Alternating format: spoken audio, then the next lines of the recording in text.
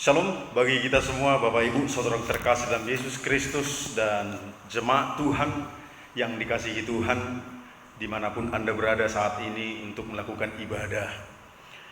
Kita akan masuk kepada ibadah Jumat Agung, di mana ini adalah hari memperingati kematian Kristus Yesus 2019 tahun yang lalu. Dia datang ke dunia ini untuk memati bagi kita.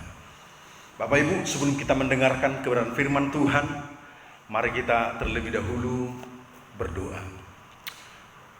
Allah Bapa yang hidup, Allah yang kami sembah dalam Yesus Kristus, Allah yang melampaui akal dan pikiran kami. Engkaulah Allah yang akan memberkati hati dan pikiran kami untuk memahami apa maksud dan tujuan daripada Tuhan untuk boleh berbicara kepada kami pada saat hari ini. Kuatkan hati dan pikiran kami, berikan kami telinga untuk mendengarkan, hati yang tertuju kepada Engkau, sehingga ketika pemberitaan firman-Mu ini kami akan diberkati Tuhan. Terima kasih Tuhan, kami siap untuk mendengarkan firman-Mu. Di dalam Kristus Yesus kami berdoa. Amin. Saya sapa kepada kita sekali lagi, Shalom.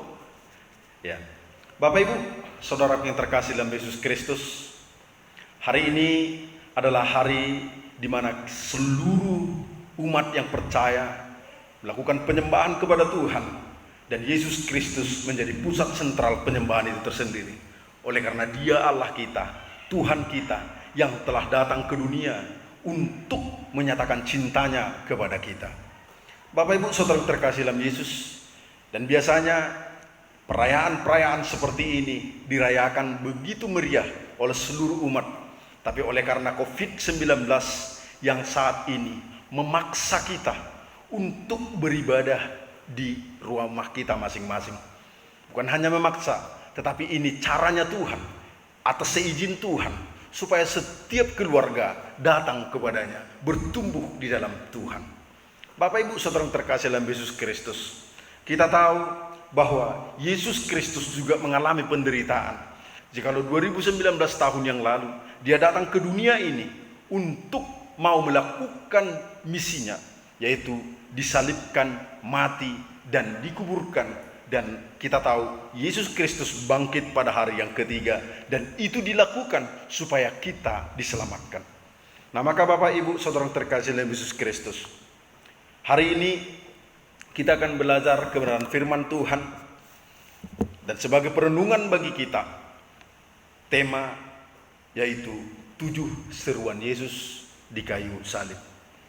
Bapak Ibu saudara terkasih dalam Yesus Kristus, sebelum Yesus disalibkan, Yesus diadili sebanyak 6 kali. 3 diantaranya diadili oleh pemuka agama Yahudi, dan 3 yang lainnya diadili oleh pemuka Romawi. Namun keseluruhannya itu, kalau kita perhatikan, kita baca Injil, dan kita baca bagaimana para rasul mengatakan bahwa semua yang didakwa itu hanyalah fitnah dan rekayasa. Dan ketika mereka mempertanyakan kesalahan-kesalahan Yesus, mereka tidak menemukan satupun kesalahan Yesus. Dan yang akhirnya Dia melewati pengadilan itu. Tetapi harus Yesus Kristus memikul salib ke Bukit Tengkorak, dan terus itu segala kekuatan yang mendalam Dia harus pikul salib, dan Dia akan pergi sampai kepada Bukit Tengkorak yang disebut dengan Via Dolorosa. Bapak Ibu saudara yang terkasih dalam Yesus Kristus, dan ketika kita lihat terus kita tonton, bahkan juga film media juga menyatakan, dan firman Tuhan mengatakan ketika Yesus disuguhi anggur, supaya apa? Karena anggur itu diminumkan dan dicampur empedu, maka itu akan mematikan saraf. Dan hal itu biasanya lazim dipergunakan oleh bangsa Romawi supaya langsung mematikan. Artinya dia harus cepat menyelesaikan penderitaannya. Tetapi kalau kita melihat dan kita baca kebenaran firman Tuhan, Yesus menolaknya. Dia tidak meminum anggur itu, dan Dia menolaknya untuk meminumnya. Hal ini dilakukan Yesus supaya Yesus itu sudah memang benar-benar bersedia menanggung penderitaan sekaliber apapun itu, seberat apapun itu. Karena apa? Karena kata kunci daripada keselamatan itu adalah penebusan. Dan penebusan itu harus melalui penderitaan. Bapak Ibu saudara terkasih dalam Yesus Kristus, penderitaan yang Yesus lakukan, yang Yesus alami itu, ini adalah merupakan cara atau yang dipilih Allah untuk membawa keselamatan kepada kita semua, karena manusia ini telah jatuh ke dalam dosa.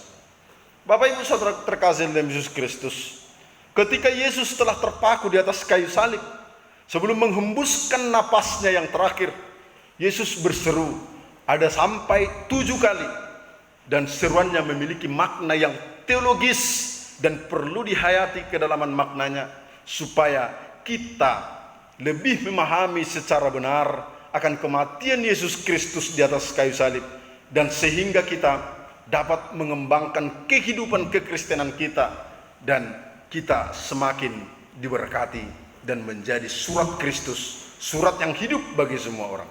Nah maka Bapak Ibu, apakah yang diserukan Tuhan Yesus di atas kayu salib dan apa menjadi maknanya bagi kita pengikutnya? Yang pertama, seruan yang pertama, dia katakan di dalam Lukas 23 ayat 34, dia berkata, Bapa, ampunilah mereka, karena mereka tidak mengetahui apa yang mereka perbuat. Seruan yang pertama ini adalah seruan yang sangat mulia, di mana Yesus mengampuni musuh-musuhnya. Dan ini supaya kita, kerinduan Tuhan, supaya kita dapat menghayati pengampunan yang sungguh-sungguh itu yang telah dilakukan Yesus. Karena Yesus datang membawa pengampunan kepada manusia yang berdosa. Itu tertulis di Matius 9 ayat 13. Karena dosa itu mendorong manusia untuk melakukan pembenaran, tetapi satu pun tidak ada yang dapat menyelamatkan dirinya sendiri. Maka cara Allah yaitu supaya melalui kematiannya orang berdosa terlepas dari belenggu dosa itu. Bapak Ibu, kematian Yesus di kayu salib ini adalah sebagai pengampunan terhadap orang berdosa, dan itu sudah cukup dan dilakukan hanya sekali untuk selama-lamanya. Dan kematian Yesus Kristus di kayu salib adalah penggenapan yang akan dilakukan Yesus Kristus dan seperti yang dinubuatkan atau yang disebutkan oleh kitab-kitab suci. Kematian Yesus Kristus di atas kayu salib ini mengajarkan prinsip, yaitu penerapan tentang pengampunan. Dan pengampunan itu adalah hal yang paling utama dalam kekristenan. Sebab Yesus memerintahkan para pengikutnya dan kita semua orang yang percaya bahwa pengampunan itu bukan membinasakan musuh, tetapi pengampunan itu adalah membina musuh. Membina musuh itu dengan cara apa? Dengan cara mengampuni dan dengan cara mendoakan. Bapak Ibu saudara terkasih dalam Yesus Kristus, inilah yang ingin disampaikan Tuhan.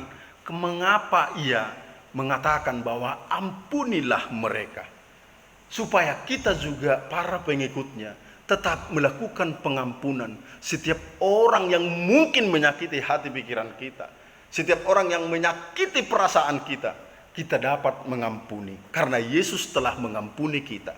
Seharusnya kita tidak layak masuk ke dalam kerajaannya, tapi oleh karena pengampunan Tuhan maka kita diselamatkan.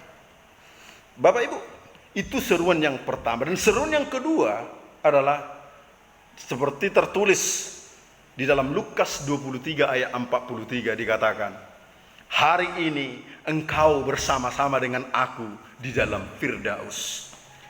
Ini dikatakan Tuhan pada saat penyaliban, dan ada 2 orang di mana itu adalah penindak atau tindak kriminal, dan sama-sama mereka disalibkan. Dan kedua ini kita tahu bahwa itu adalah penjahat, dan setiap orang yang disalibkan itu adalah orang yang benar-benar melakukan kejahatan. Nah maka 2 orang dan bersama dengan Yesus itu adalah melakukan kejahatan yang besar. Tetapi ada perkataan Yesus Kristus ini, hari ini engkau bersama-sama dengan aku. Mengapa? Karena ada seseorang di antara yang tersalibkan ini mengatakan, Yesus, ingatlah akan aku ketika engkau akan sampai di Firdausmu. Maka Yesus berkata seperti itu. Mengapa? Karena dia melihat hatinya, dia melihat keyakinannya. Pada saat matinya dia berkata dan mengingat Yesus Kristus, maka Yesus mengampuni seluruh dosa-dosanya dan mengizinkan dia untuk masuk kepada kerajaannya. Nah, maka Bapak Ibu, apa makna seruan ini? Makna seruan ini adalah sebuah bentuk penegasan bahwa Yesuslah sebagai Tuhan dan Juru Selamat, dan hanya Mesiaslah menjadi jaminan untuk beroleh keselamatan. Mesias ini menunjuk kepada seorang yang diurapi Allah untuk melakukan pembebasan bagi umatnya, karena tidak ada seorang pun yang dapat menyelamatkan dirinya dari dosa. Seperti yang dikatakan dalam Kejadian 3 ayat 15, ya Yesaya 17 ayat 4, Mika 5 ayat 1 sampai 3, Hagai 2 ayat 20 sampai dengan ayat yang ke-23. Di sini berbicara masalah tentang Mesias yang diurapi. Artinya Kristus itulah sebagai jalan untuk menyelesaikan permasalahan ini, permasalahan dosa ini. Seperti yang dikatakan dalam Yohanes 3:16, dia mengaruniakan anaknya yang tunggal. Nah, maka jika manusia menolaknya, maka dia akan ada tetap di dalam penghukuman kekal. Artinya kekal selama-lamanya, tidak akan pernah berakhir. Penderitaan itu akan terus di dalam hidupnya. Tetapi jikalau setiap yang percaya atau manusia yang percaya kepada Kristus Yesus, maka akan beroleh hidup yang kekal. Maka Bapak Ibu, saudaraku yang terkasih dalam Yesus Kristus, kita harus menyadari bahwa Kristuslah satu-satunya jalan keselamatan, bukan salah satu, ya, bukan salah satu jalan, tetapi satu-satunya. Memang seperti yang dikatakan orang-orang dahulu, banyak jalan menuju ke Roma. Tetapi yang kita tahu bahwa jalan keselamatan itu, jalan kekekalan itu hanya Yesus Kristus. Maka makin percaya dan percayalah kepada Kristus Yesus bahwa dia adalah jalan keselamatan itu.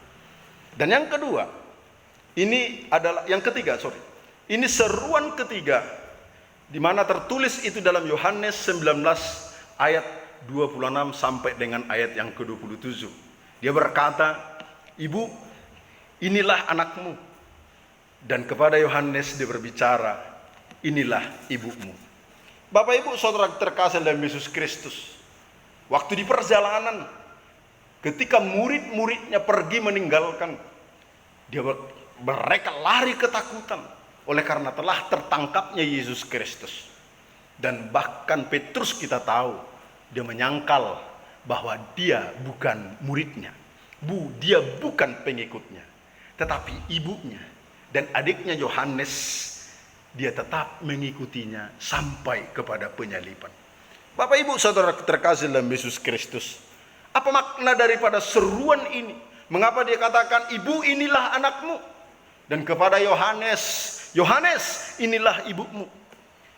Maknanya adalah bahwa ketika di tengah penderitaan yang dialami Yesus, dia masih memikirkan orang lain, yaitu ibunya Maria.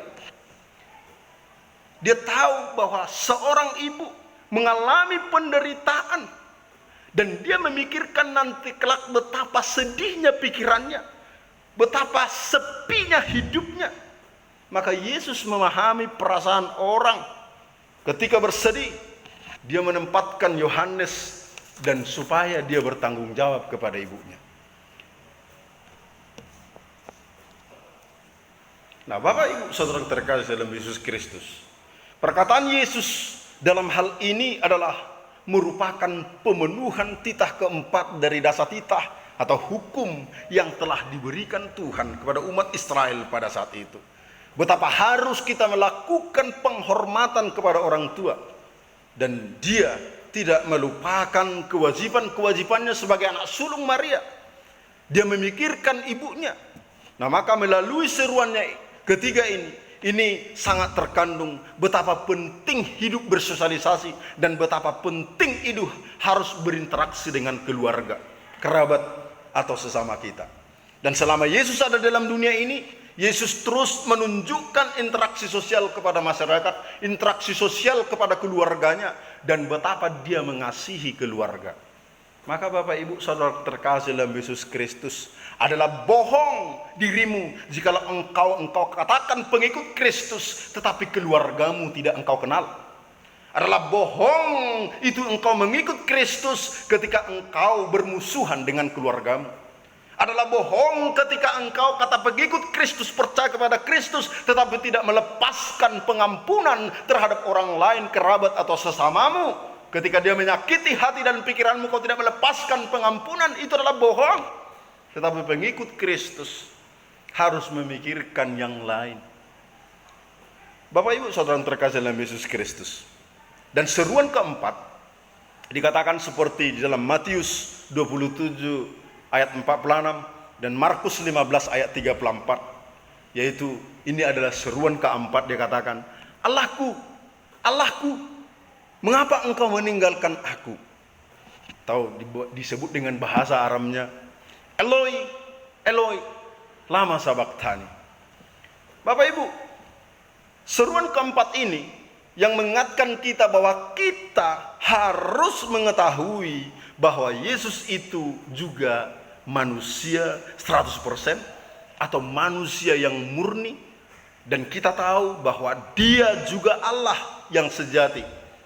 Seruan Yesus ini menunjukkan pada titik akhir, pada saat puncak penderitaannya di atas kayu salib.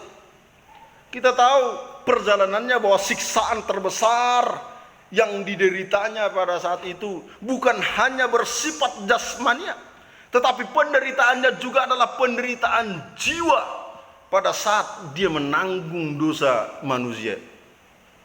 Yang dimaksud Allah di sana dia meninggalkan Yesus adalah bahwa Bapa menarik dirinya dari persekutuan anaknya. Dia tidak lagi bersama anaknya, dan dia tidak lagi menunjukkan kasihnya terhadap anaknya. Dan kita tahu bahwa Kristus, kemanusiaan Yesus itu sendiri, inilah yang menjadi sasaran ketidaksenangan Allah. Dan dia, Yesus Kristus, menjadi pengganti semua orang yang berdosa. Dan Kristus dibuatnya menjadi dosa karena kita, seperti yang tertulis dalam 2 Korintus 5 ayat 21. Dan Allah yang khusus tidak mungkin melihat dosa dengan sikap yang senang. Bapak Ibu Saudara terkasih dalam Yesus Kristus, seruan keempat ini bagaimana kita mengetahui bahwa Yesus berseru kepada Kristus, kepada Allah Bapa, Eloi, Eloi, lama sabachthani. Mengapa engkau meninggalkan aku? Betapa Allah itu menyerahkan anaknya yang tunggal supaya menderita. Dan sifat kedagingannya ini mengeluh. Dia mengatakan sakit. Bukan berarti dia kalah, tetapi kemanusiaannya itu mengatakan, mengapa engkau meninggalkan aku? Bapak Ibu Saudara terkasih dalam Yesus Kristus. Yang kelima, seruan yang kelima dikatakan di dalam Yohanes 19 ayat 28, yaitu aku haus. Dia berkata seperti itu karena beratnya beban yang ditanggung oleh Yesus saat menapaki jalan salib. Dia memikul salib sampai ke bukit Golgota, bukit tengkorak yang terjal. Tentunya itu menguras banyak energi. Akibatnya kita tahu bahwa pukulan, cercaan, hinaan, cambukan, tendangan, makian itu terus dirasakan Tuhan pada saat dia memikul salib, dan peluh bercucuran di sekujur tubuhnya. Dan tentunya dia mengalami kekurangan cairan pada tubuhnya. Saya sering berkata, ketika saya melihat film dan menonton, bahkan bukan hanya menonton, tetapi saya membaca Alkitab, pada saat perjalanan Yesus, dia ditangkap dari subuh-subuh kali. Dia sudah dipukuli, diarak ke sana, ditunjang di sana, dipukul, dicambuk, dan kulitnya ini terkelupas oleh karena cambukan daripada Romawi. Dan tentunya saya juga menafsirkan, tanpa disalibkan kian pun Yesus, saya pikir dia sudah mati oleh karena siksaan itu. Tetapi Yesus Kristus ini adalah orang yang kuat, manusia yang kuat, sehingga penderitaan itu terus diperjuangkan sampai kepada bukit Golgota memikul salib. Maka tentunya kita paham, darah, air keringat, dan semuanya, energinya terus dilakukan, dihabiskan sampai kepada puncak penyaliban itu. Maka tentunya dia akan berkata, aku haus. Bapak Ibu Saudara terkasih dalam Yesus Kristus. Tetapi apa makna yang boleh kita ambil ketika Kristus Yesus berkata, aku haus? Ini boleh kita lihat bahwa perihal suatu dari kehausan itu akan menghentikan segala kehausan di dalam dunia ini. Maka ketika Yesus bertemu dengan seorang perempuan Samaria, dia berbicara, akulah air kehidupan. Barang siapa yang percaya kepada aku, dia tidak akan pernah haus lagi. Karena banyak orang mencari keselamatan. Karena ada orang yang mencoba untuk terus membenarkan dirinya supaya dia selamat. Tetapi tidak ada satu orang pun yang mampu menyelamatkan diri sendiri. Hanya Yesus. Maka barang siapa yang percaya kepadanya, ia tidak binasa, melainkan beroleh hidup yang kekal. Maka kehausan ini akan diselesaikan oleh Yesus Kristus sekali untuk selamanya. Dan dia tidak akan pernah haus lagi. Inilah makna yang boleh kita pahami. Ngapa Yesus Kristus mengatakan, aku haus. Dan seruan ke-6 katakan dalam Yohanes 19 ayat 30. Dia berkata, sudah selesai. Dan seruan ini sering kita katakan dan kita dengarkan, sudah selesai. Dan kita paham bahwa kata sudah selesai artinya banyak pengertiannya. Sudah dilaksanakan, atau ini berkata masalah tentang tugas, sudah dibayar, ya, atau berbicara masalah tentang pajak atau utang-utang, sudah dipatuhi, ini berbicara masalah tentang perintah, sudah dicapai, ini berbicara masalah tentang tujuan, sudah dituntaskan, ini berbicara masalah tentang perkara dunia ini, sudah sampai akhir, ini berbicara masalah tentang akhir daripada perjalanan, dan atau sudah digenapi, ini berbicara masalah tentang janji. Maka kata sudah selesai ini menyangkup daripada semua, yaitu tugas, pajak, tujuan, perkara, perjalanan, dan janji, bahkan perintah daripada Allah telah diselesaikan Tuhan. Maka dia berbicara tugasnya telah selesai. Dia telah melakukan semuanya. Dia telah menyelesaikan perkara-perkara dosa. Dia telah mengalahkan dosa melalui kematiannya di atas kayu salib. Dan penebusannya ini telah tuntas dosa umat yang percaya kepadanya, baik yang pernah dibuat atau akan dibuat. Dan kematiannya ini tidak akan pernah diulang lagi. Karena pekerjaan Yesus Kristus adalah sekali untuk selama-lamanya. Seruan ini berbicara masalah tentang keyakinan kita bahwa dosa-dosaku dahulu, sekarang, dan yang akan datang telah diampuni Kristus Yesus bagi siapa yang percaya kepadanya. Inilah adalah kalimat pengakuan Kristus Yesus menjadi permanen bagi kita semua, bahwa seruan ini adalah seruan untuk iman kita sudah selesai. Bagi siapa yang percaya kepada Kristus Yesus dan lewat kematiannya di atas salib, maka dosa-dosamu telah diampuni. Bapak Ibu Saudara terkasih dalam Yesus Kristus, oleh karena itu, mari datang kepada Tuhan. Terima Dia sebagai Tuhan dan Juru Selamat. Percaya kepada Dia. Dia adalah Tuhan. Hanya Dia yang sanggup untuk menyelamatkan kita. Hanya Yesus Kristus yang sanggup untuk membawa kita kepada kerajaan-Nya. Dan bahkan lebih itu, ketika engkau telah menerima Kristus Yesus, dosa-dosamu telah diampuni, yang dahulu, sekarang, dan yang akan datang. Bapak Ibu, itu adalah seruan yang ke-6. Dan seruan yang ke-7, seperti tertulis di Lukas 23 ayat 46, dikatakan dalam kalimat-kalimat yang terakhir, perkataannya yang terakhir, ketika Dia sudah tahu akan mengakhiri hidupnya di dalam dunia ini, Dia berkata, "Ya Bapa, ke dalam tangan-Mu kuserahkan nyawaku." Makna seruan Yesus di sini adalah sebagai penyerahan Yesus kepada Allah Bapa. Ini berbicara masalah tentang perihal roh orang-orang yang percaya kepadanya. Penyerahannya untuk mati di kayu salib ini adalah sebagai jalan pulang untuk kembali kepada Bapa.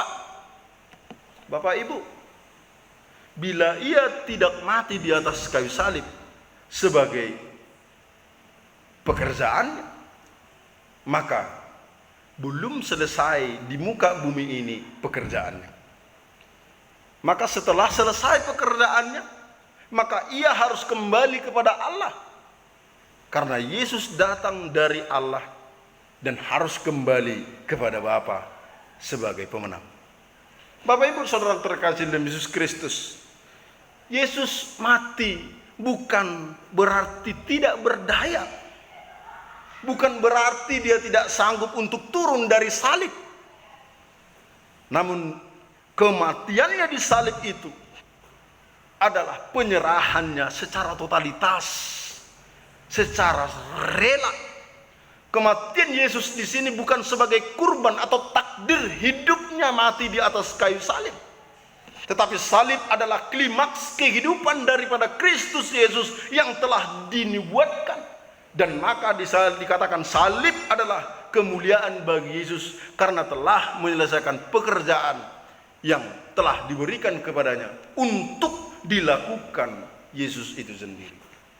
Supaya selesai pekerjaannya, supaya selesai utangnya, supaya perintah, tujuan, perkara, perjalanan itu dapat tergenapi.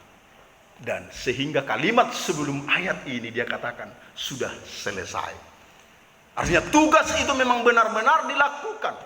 Bukan berarti Dia tidak bisa melepaskan daripada kematian yang dilakukan orang-orang Romawi. Dia adalah Tuhan. Tetapi kita tahu bahwa keselamatan itu hanya melewati penderitaan. Tanpa salib, pekerjaan Yesus belumlah lengkap dan belum tuntas. Maka tanpa salib tidak akan ada penebusan dosa.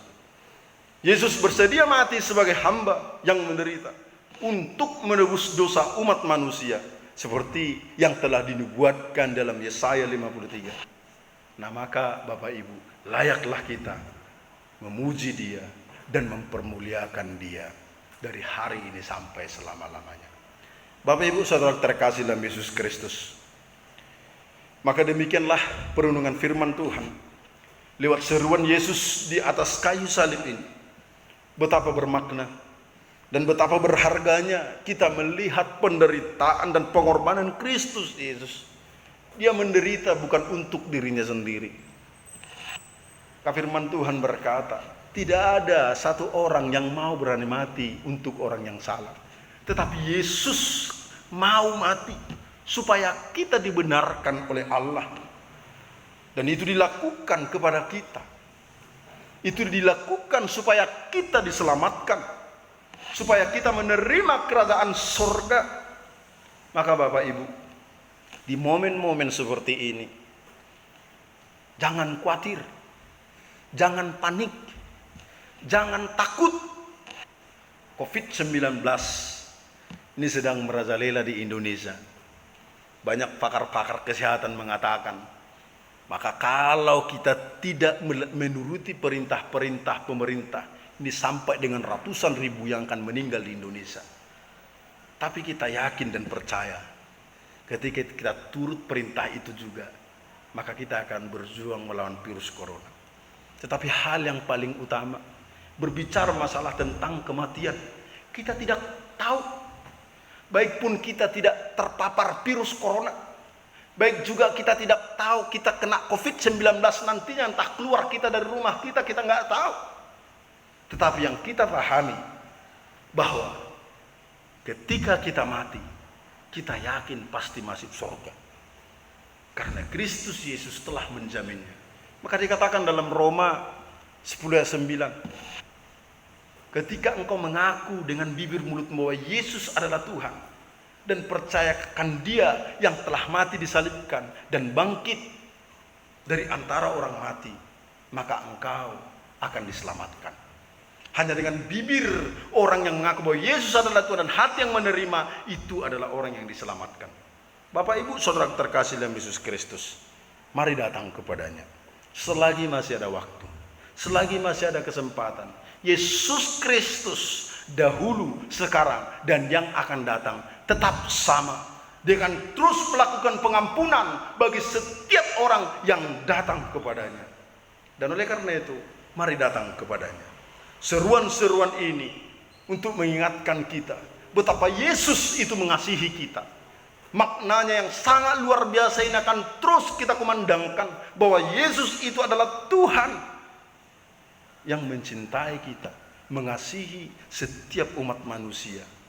Oleh karena itu, saya himbau kepada kita semua, seluruh jemaatnya, dan kepada orang-orang yang mendengarkan YouTube ini, mari datang kepada Tuhan. Tuhan mengampunimu. Mari kita tundukkan kepala kita masing-masing. Mari kita berdoa. Bapa di surga, kami sangat bersyukur Tuhan, jikalau hari ini adalah hari kami merayakan kematian Kristus Yesus di atas kayu salib. 2019 tahun yang lalu Engkau datang ke dunia ini. Bukan Engkau menjadi raja atas dunia yang sementara, tetapi Engkau raja bagi kami manusia yang percaya. Dan bahkan Engkau melakukan misi untuk mati di atas kayu salib, supaya kami yang percaya selamat. Terima kasih Tuhan buat pengorbanan-Mu. Terima kasih Tuhan buat cinta-Mu. Ketika kami melihat dan mendengarkan ada 7 seruan di atas kayu salib sebelum Engkau meninggalkan, betapa luar biasanya cinta-Mu dan makna yang boleh kami pahami atas seruan-seruan-Mu itu, supaya kami akan semakin memahami betapa besar cinta-Mu atas kami manusia ciptaan-Mu. Oleh karena itu Tuhan, berikan kami Tuhan hati yang mau merendahkan hati untuk mengikut dan mengiring Engkau ya Bapa, dan sehingga kami sampai kepada tujuan kami, yaitu untuk masuk ke dalam kerajaan. Terima kasih Tuhan, terima kasih Bapa yang baik. Hamba berdoa buat seluruh jemaat-Mu di setiap rumah masing-masing yang telah mendengarkan firman-Mu ini. Engkau akan terus berkarya bagi mereka. Berikan kekuatan, iman kami akan semakin bertumbuh dalam Engkau ya Tuhan. Biar lewat virus corona ini, untuk boleh mendudukkan kami di setiap rumah kami masing-masing, supaya kami percaya bahwa penyertaan Tuhan dan gereja-Mu itu adalah hidup kami dan pribadi kami. Terima kasih Tuhan, berkati kami semua. Tancapkan kebenaran firman-Mu ini ya Tuhan, supaya kami dapat memahami.